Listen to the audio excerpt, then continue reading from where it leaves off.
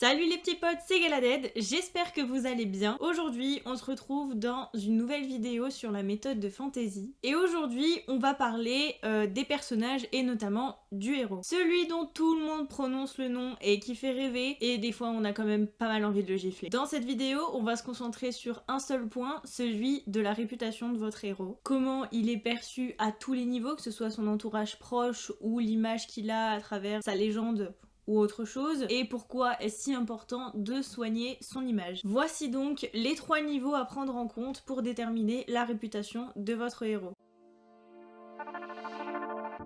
À part si votre héros est un loup solitaire, il sera forcément amené de toute façon à croiser des personnes à travers lesquelles on pourra se faire une image extérieure de lui. Qu'elle l'apprécie ou non, ces personnes seront les témoins du quotidien de votre héros et du coup de son caractère, agréable ou non. Pour y arriver, il faut prendre, si vous pouvez et si vous avez assez de personnages en stock, prendre 3 personnages différents d'un point de vue du caractère ou de la vision du monde, pour décrire du coup votre héros, en insistant sur les aspects de sa personnalité. Ça fait un petit travail d'écriture.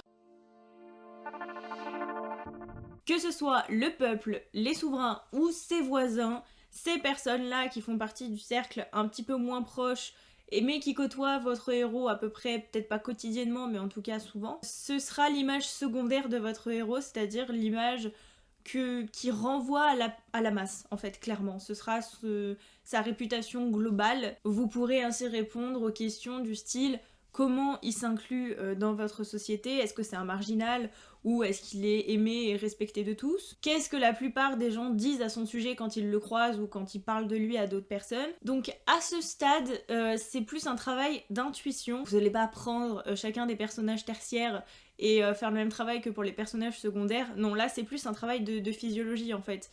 C'est vraiment un travail sur le physique qui dégage, quelle image il renvoie principalement, qu'est-ce qu'il inspire aux gens à travers son allure et son attitude.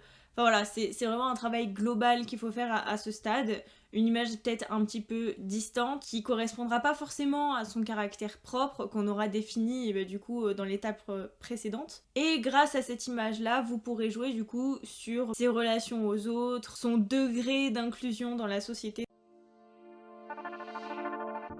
La perception du héros pour le lecteur, c'est la perception qui est essentielle. Toutefois, il est impossible du coup de savoir sans être lu ou sans au moins partager du coup le portrait de votre héros avec vos lecteurs. Bien souvent, quand on a des retours de lecteurs sur notre ouvrage et surtout sur nos héros, il nous arrive d'être très surpris parce que nous, on le perçoit pas du tout comme ça en fait. Il y a vraiment un décalage entre notre propre perception de notre héros et la perception du coup des lecteurs. Le meilleur conseil que je puisse vous donner, c'est vous constituer un groupe ou au moins un alpha lecteur qui pourra du coup vous aiguiller, vous donner leur ressenti, ce qui est très important, leur perception de votre héros, si il les saoule ou alors s'ils sont complètement subjugués par sa personnalité et sa carrure. Même au niveau de la bêta lecture, ça vous permettra ensuite de retravailler pendant la réécriture tous les aspects de votre héros, peut-être rendre crédibles certaines actions, retravailler certains points, enfin bref, vraiment partager vos écrits, même si c'est que le début, ça peut grandement vous aider sur la construction de vos personnages et en particulier celle du héros qui porte en fait tout votre roman. Voilà du coup pour ce petit point méthode, j'espère qu'il vous aura plu et qu'il vous aura servi. Dites-moi en commentaire si vous avez des questions, si vous voulez avoir des précisions. Je suis accessible en DM, donc vous pouvez me DM sur Instagram ou alors en commentaire YouTube, y a pas de souci, je vous répondrai. Sur ce, des bisous et prenez soin de vous.